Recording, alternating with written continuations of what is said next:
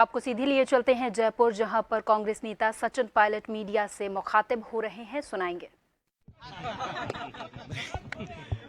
जैसा कि आप सब जानते हो, बड़ी खुशी की बात है कि कांग्रेस वर्किंग कमेटी का जो सर्वसम्मति से प्रस्ताव था, जो हम लोगों ने राहुल गांधी जी को आग्रह किया था वर्किंग कमेटी ने, उस आग्रह को उन्होंने स्वीकार किया और कांग्रेस पार्लियामेंट्री पार्टी की चेयरपर्सन सोनिया गांधी जी ने राहुल गांधी जी को नमोनित किया है नेता प्रतिपक्ष के रूप में।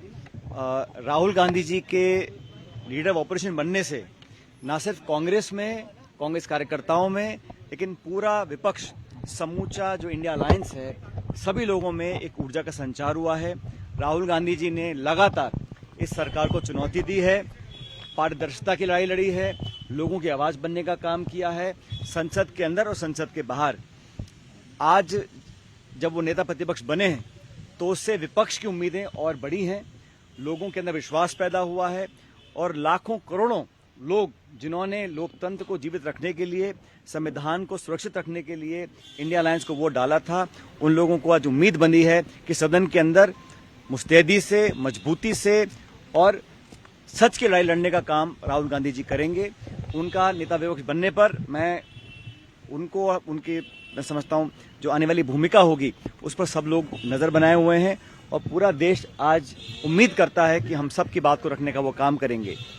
राहुल गांधी जी के नेता प्रतिपक्ष बनने से न सिर्फ कांग्रेस को ताकत मिलेगी, लेकिन उस सोच को ताकत मिलेगी जो सोच इस देश में अमन, चैन, प्यार, भाईचारा और संविधान को सुरक्षित बनाने का काम करना चाहती है। सरकार का जो रवैया रहा, मैं मानता हूं कि वो सही नहीं था। अभी इस पे अंतिम निर्णय नहीं हो पाया है कि आगे क्या होगा, लेकिन परंपरा ये होती है कि अगर स्पीकर बिना चुनाव के चुना जाता है तो डिप्टी स्पीकर का पद विपक्ष को दिया जाता है। जब यूपीए की सरकार थी तब डिप्टी स्पीकर हमेशा विपक्ष के पास था। मुझे पता नहीं है कि इसमें अंतिम क्या निर्णय लिया गया है, लेकिन स्वस्थ परंपरा ये रही है, जब यूपीए के कार्यकाल था तो स्पीकर सत्ता पक्ष का था और डिप्टी स्पीकर विपक्ष का था। लेकिन इस सरकार का जो गठन हुआ है, ये एक मिलीजुली सरकार है और किसी भी दल को पूर्ण बहुमत नहीं मिला। और भाजपा जब चुनाव में गई थी तो 303 सांसद उनके थे, आज वो 240 पे हैं, तो लगभग 65 सांसद बीजेपी के कम हुए हैं। कांग्रेस पार्टी के 55 सांसद थे, 54 सांसद थे, आज 102 सांसद हैं, तो हमारा संख्या बल दुगना हुआ है। तो हमने जो बात रखी जनता के सामने, जो मैनिफेस्टो बनाया, जिन मुद्दों को लेकर हमने चुनाव लड़ने का काम किया, उन सिद्धांतों को, उन मुद्दों को, उन इश्यूज को, मैनिफेस्टो को हमारे को जनता ने पसंद किया। ये बात सही है कि सरकार दोबारा एनडीए की बनी है, लेकिन भविष्य में क्या होगा मैं नहीं जानता हूं।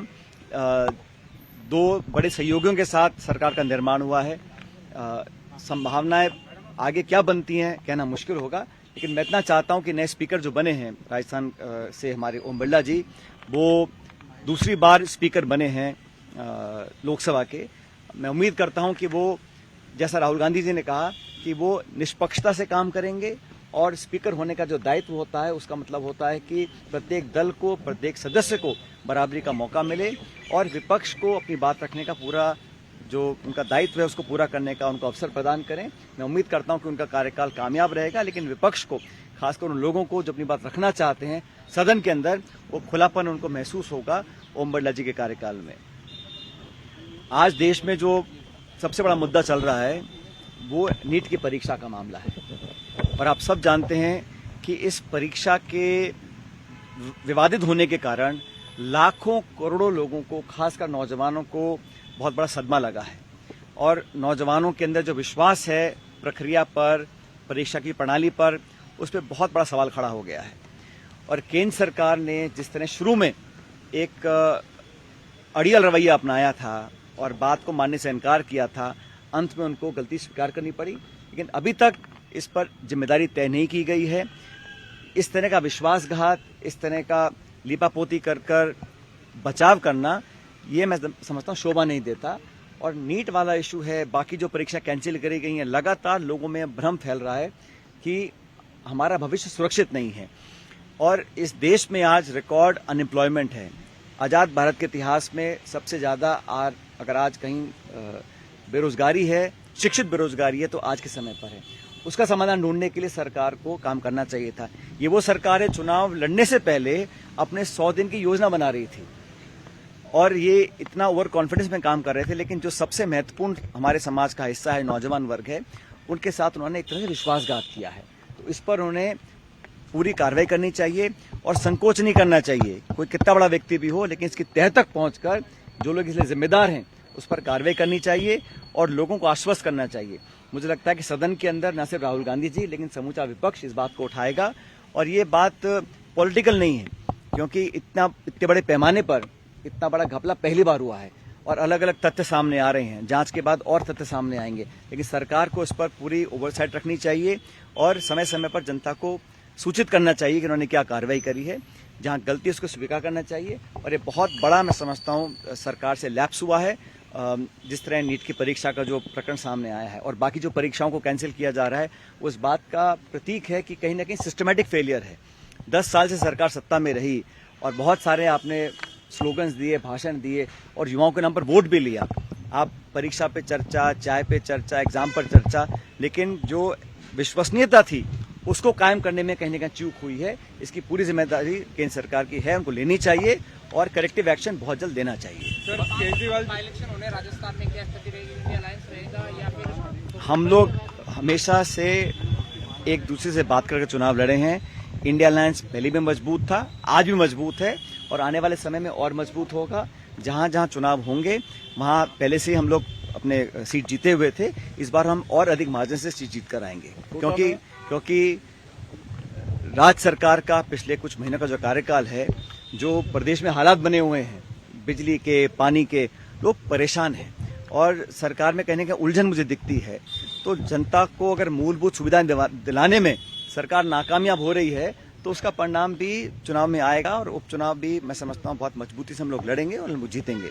और अभी जो कार्रवाई हुई है कोटा में, पॉलिटिकल पार्टी परमिशन लेने के बाद अपना आंदोलन कर रही है। और आंदोलन किसके लिए कर रही है? बिजली पानी के लिए कर रही है। तो बजाय इसके जनता को राहत दें, इस प्रकार की आक्रामक कार्रवाई करना प्रमुख विपक्षी पार्टी के साथ, प्रदेश अध्यक्ष के साथ, नेता प्रतिपक्ष के साथ, मैं समझता हूं ठीक नहीं है।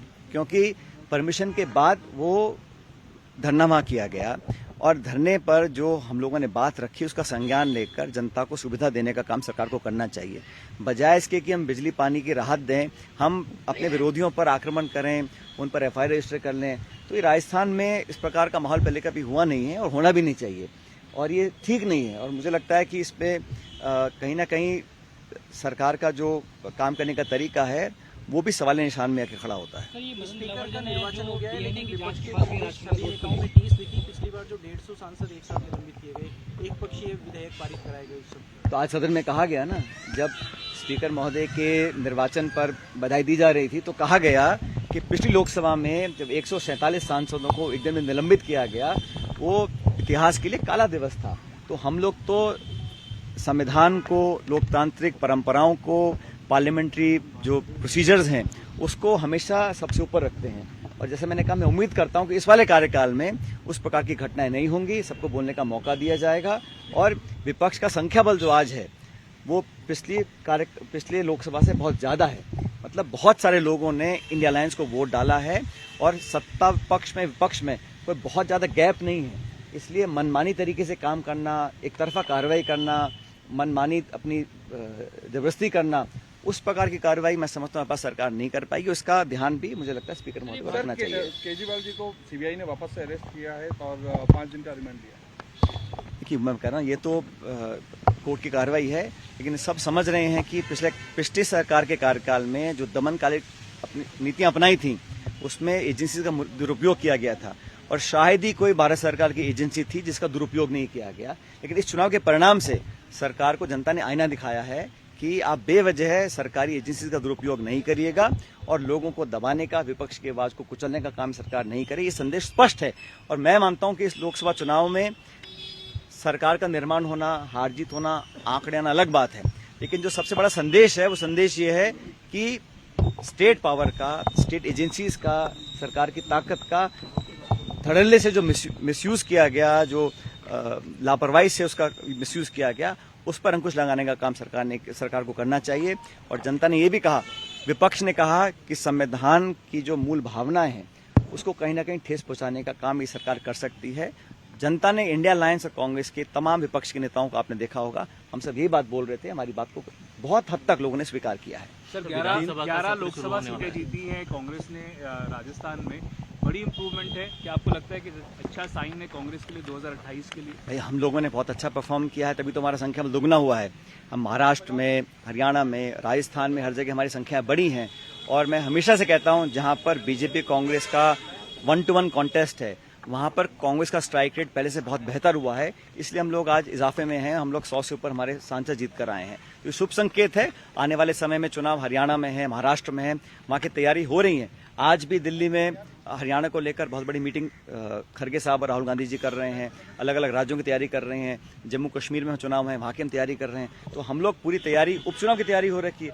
पार्टी ने कमर कस के उपचुनाव की प्रिपरेशन तैयारी कर रखी है, स्टेट इलेक्शंस की तैयारी हम लोग कर रखी है। तो कांग्रेस कार्यकर्ताओं में उत्साह का माहौल है और इस परिणाम से हम लोग काफी तक संतुष्ट भी हैं, लेकिन अभी बहुत काम करना बाकी है। जिन राज्यों में हम लोग अच्छा नहीं कर पाए वहां के लिए हमने टीम गठित करी है और वो टीम एक फैक्ट फाइंडिंग रिपोर्ट आलाकमान को पेश करेगी। वहां पर जो करेक्टिव मेजर्स लेने हैं वो लेंगे। जिन स्टेट्स में हम लोग अच्छा नहीं कर पाए वहां पर हम अभी बहुत पोटेंशियल है वहां पर और अच्छा करने का आने वाले समय में। राजस्थान की अगर बात करें, राजस्थान में आपने यूथ को आगे बढ़ाया था और यूथ ने रिजल्ट भी उस तरीके का दिया, तो आगे आने वाले जो चुनाव है उसमें संभवतः माना जाए कि यूथ को ये तो हमेशा से ही सोनिया गांधी जी, राहुल गांधी जी ने कांग्रेस के अंदर जितना हो सका उतना नौजवानों को मौका देने का काम किया है। उदयपुर डिक्लेरेशन में हमने कहा था कि 50% जो हमारे पार्टी के पद हैं वो उन लोगों को मिलेंगे जिनकी उम्र 50 साल से कम है। ऐसा ऐतिहासिक डिक्लेरेशन किसी और पॉलिटिकल पार्टी ने नहीं किया है। आप कल्पना कीजिए, इतनी बड़ी राष्ट्रीय पार्टी है, सारे पदों को हमने कहा 50% off all post will go to people below age of 50। इतना बड़ा युवाओं के प्रति हमारा जो कमिटमेंट है उसको लोगों ने स्वीकार किया है। इसीलिए राजस्थान समेत अनेक राज्यों में नए लोगों को मौका बार बार हम लोग दे रहे हैं और जनता भी हमारे निर्णय का स्वीकार कर उसका पुरस्कारित कर रही है। सर राजस्थान में संगठन को लेकर के अगर देखा जाए तो जो चुनाव के नतीजे हैं इसमें संगठन में बड़े बदलाव देखने को मिलेंगे, कुछ नए चेंजेस? नहीं देखो, ऐसा है, ऐसा कुछ नहीं है। अलग अलग समय पर राज्य में राष्ट्रीय लेवल पर बदलाव होते रहते हैं, जहाँ जहाँ डिमांड आती है, रिक्वायरमेंट होती है और किस व्यक्ति से क्या जिम्मेदारी से उसका रोल निभाना है ये आलाकमान तय करता है। हम में से किसी को जो भी पद दिया जा रहा है उसमें हम लोग मिलकर काम कर रहे हैं। लेकिन ये बात सच है कि राहुल गांधी जी ने जिस प्रकार से पूरे देश में लोगों के अंदर एक अलग जगाई है इस यात्रा के माध्यम से, राहुल गांधी जी की भारत जोड़ो यात्रा जो मैं समझता हूँ एक इतिहास में किसी और नेता ने इतनी बड़ी यात्रा नहीं निकाली थी। उस यात्रा से एक संदेश गया था कि देश में जो माहौल है उसको बेहतर करने के लिए जो टकराव पैदा किया गया, जो आपस में बंटवारा किया गया, जो